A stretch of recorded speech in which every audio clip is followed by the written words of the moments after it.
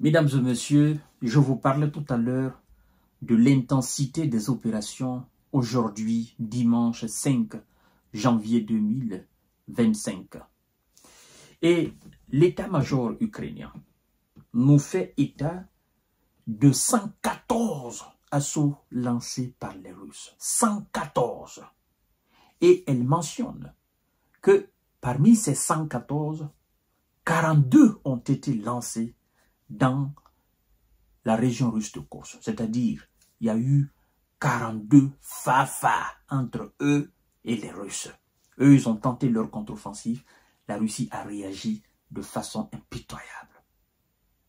Et alors, le gouverneur de la région de Soumy fait une déclaration encore. La région de Soumy, c'est la région ukrainienne. Il faut que vous compreniez cela. Donc, ce gouverneur, c'est un gars de M. Zelensky. Il nous dit que depuis le début de l'opération spéciale, jusqu'au 31 décembre, c'est que la ville de Soumy, la région de Soumy a enregistré entre le 1er janvier 2025 et le 5 aujourd'hui 2025, la région de Soumy n'avait jamais enregistré cela.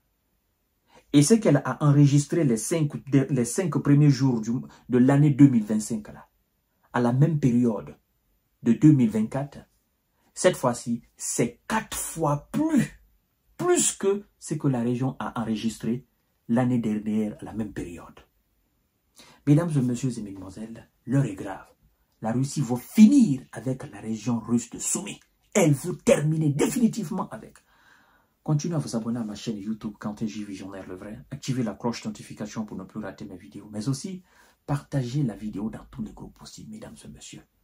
Vous qui êtes sur Facebook, partagez la vidéo. Partagez la vidéo. Continuez à vous abonner à ma chaîne YouTube KanteJ Visionnaire.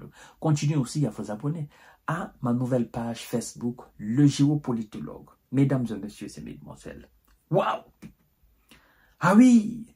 L'armée ukrainienne dit combattre dans l'oblast russe de Kursk. La Russie a affirmé effectivement repousser une contre-offensive. L'état-major de M. Zelensky, de l'armée de M. Zelensky, a fait état ce dimanche de 114 combats au total, dont 42 dans l'oblast russe de Kursk.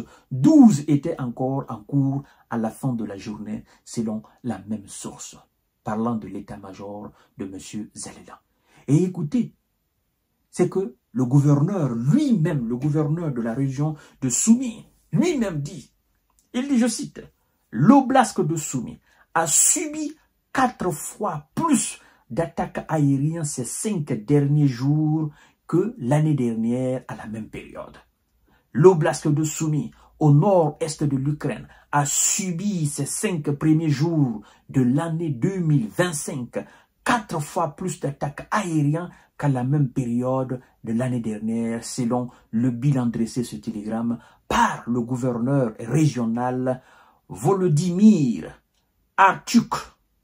Il a fait état de 338 attaques dans l'oblast ces 5 premiers jours de l'année 2025. Là, vous comprenez mieux maintenant quand je donne souvent les bilans. Ah, parce que là, c'est pas la Russie qui donne, c'est l'Ukraine même qui donne. C'est le gouverneur même de la région qui donne. Quand la Russie dit souvent dans son bilan, nous avons effectué des frappes aériennes dans la région russe de Kursk. Nous avons effectué 5 frappes. Nous avons effectué 12 frappes. Nous avons effectué 25 frappes. Nous avons aussi effectué 10 frappes dans la région ukrainienne de Soumy. Les gens, ils disent souvent, oh, la Russie dit trop. Est-ce que tout ça là, la Russie fait? Là, maintenant, c'est le gouverneur de la région elle-même. Le gouverneur de la région de Soumy lui-même qui vient de confirmer ce que la Russie dit chaque fois dans son bilan quotidien ou dans le bilan hebdomadaire. Alors, le gouverneur continue en disant ceci.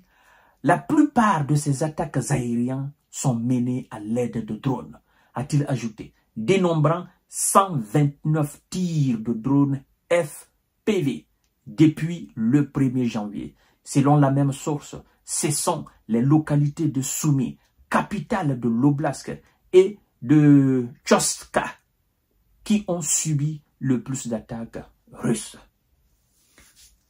Ça veut dire quoi? Vous savez, la région de Soumy va tirer le diable, va continuer à tirer le diable par la queue, jusqu'à ce que les éléments de M. Zelelan et les merceaux dans la région russe de Koursk finissent. Vous savez pourquoi? C'est à partir de la région de Soumy que ces gars ont mené leur incursion sur le territoire russe. Et donc, qu'est-ce que la Russie fait?